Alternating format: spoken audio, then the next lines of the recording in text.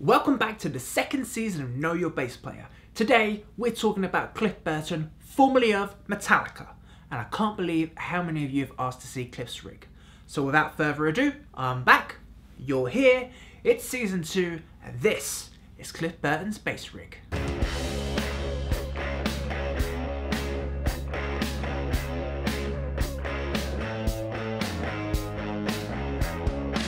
Cliff is obviously known for his signature sound and musical compositions with Metallica in the mid-80s.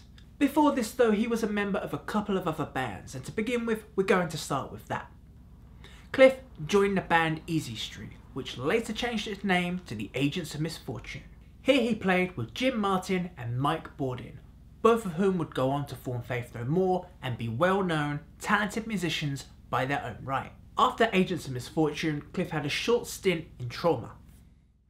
Cliff was photographed in his bands at various performances, talent shows, and even a music video. And it's here we see the debut of the classic burgundy Rickenbacker.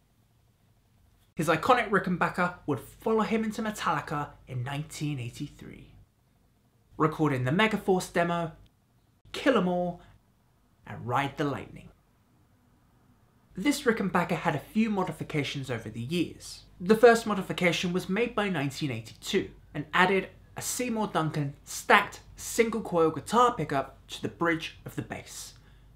Yes, you heard right, a guitar pickup in the bridge of the bass. This was installed where the phone mute would be and activated independently by a push-pull switch. Cliff referred to this modification as his secret weapon and wanted to keep people guessing about his bass tone. A second modification was made soon after, replacing the stock pickups.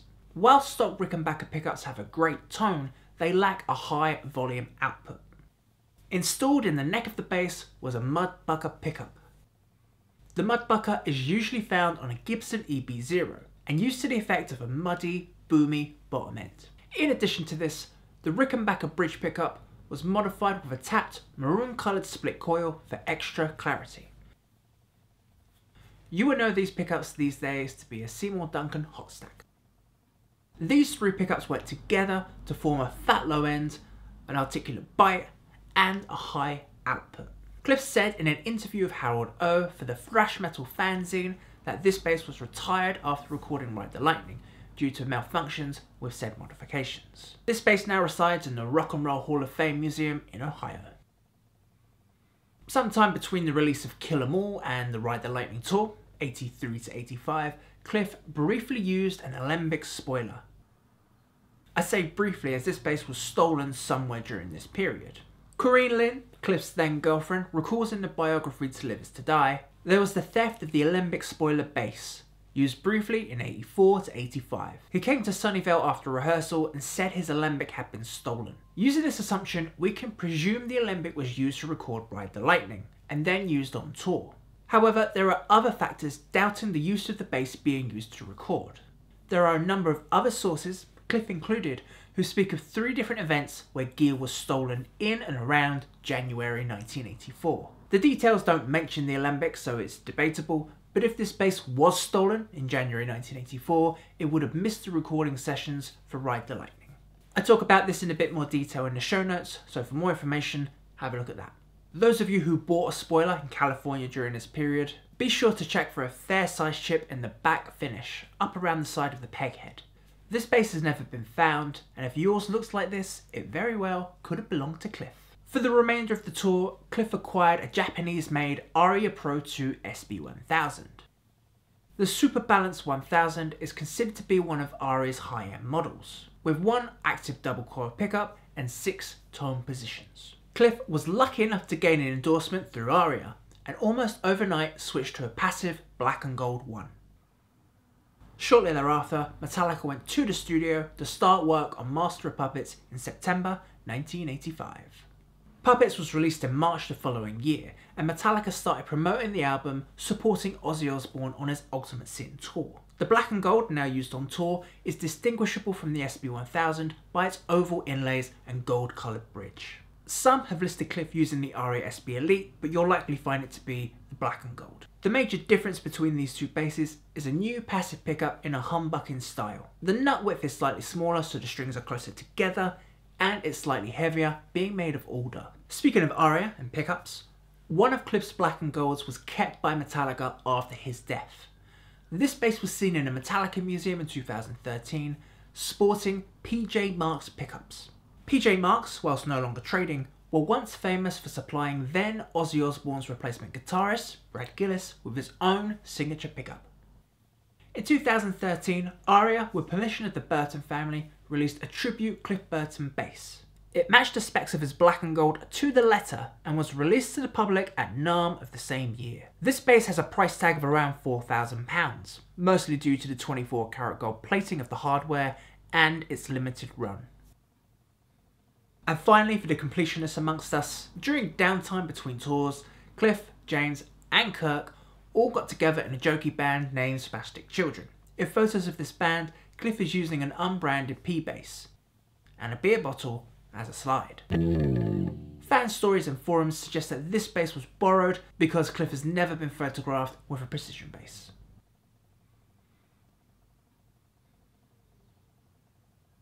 Cliff's amplifiers went through a couple of changes during his short career. Initially, we see him back in EZ Street, the band, not an actual street, with a Rode Electronics 2x18 cabinet. If you look back at EZ Street at a talent contest dated 1979, you can see the 18-inch cabinet, an Ampeg SVT head and matching cabinet on stage. However, it's more or less presumed the Ampeg gear belonged to another contestant who combined his rig with Cliff's. The 2x18 cabinet was a main staple in his amplifier rig for many years, through the band Trauma and Metallica, powering it with a Sunn Beta bass head. Also mentioned in this period but not really spoken about is a handwritten note by Cliff. It was given to KJ Doughton, the founder of the Metallica fan club, and printed in a newsletter shortly after Cliff joined, around 1983. Cliff states he was using a Randall amplifier and a Randall 18-inch cab, as well as the Rode Electronics 2x18. This is also backed up in the book To Live Is To Die, where guitar shop owner Chuck Martin recalls Cliff buying this equipment from his shop. Following this, there are several photos depicting Cliff and his rig in different stages. In this picture, dated May 1983, we now see Cliff stood in front of his 2x18 but with a Sunn 2x12 on top. Likewise, during the pre-Kill 'Em All period, in this picture we see Cliff with what looks like two whole rigs. Nowhere in the research for this video is any of this equipment mentioned, but I wouldn't be doing my job if I didn't cover everything about Cliff. On the left, Cliff now has a second Sunn Beta head, presumably for the second speaker in the Rode 18-inch cabinet. Then to the right, this additional cabinet setup has a PV Mark IV, the Sunn Coliseum 880, and finally a 15-inch JBL bass bin. There's no context to this photo, so it's completely possible it belonged to somebody else. Your mileage may vary. Inevitably, Cliff simplified his rig by the Ride the Lightning tour. As Metallica were now touring and recording abroad, it's not too much of a stretch to think he had to take less equipment. In footage like Metallica, live at the Metro 1983, Cliff is on stage with the Rode Electronics cab and Randall amplifier. During the Master of Puppets tour, which was officially renamed to Damage Inc. tour, Cliff returns to the stage with a new set of amplifiers and cabinets. Here he has two Mesa Boogie Mark III heads and two Boogie D180 power amps, one to power a clean signal and the second running his effects loop. These heads go on to power two custom 115 speakers and a 4x12 cab. In Cliff's own words, he basically describes them as a 115 stuffed inside a 412 box, to uniform fit with the backline, and fitting in with James and Kirk's gear. This setup stayed with Cliff until his final performance in September 1986. And there you have it. That is Cliff Burton's bass rig. Join me in part 2 where we dedicate the whole episode to Cliff Burton's effects pedals. If you liked the video, please give it a thumbs up and subscribe for more. I greatly appreciate that and it helps the channel to grow. Thank you very much for watching, and we conclude this in part 2.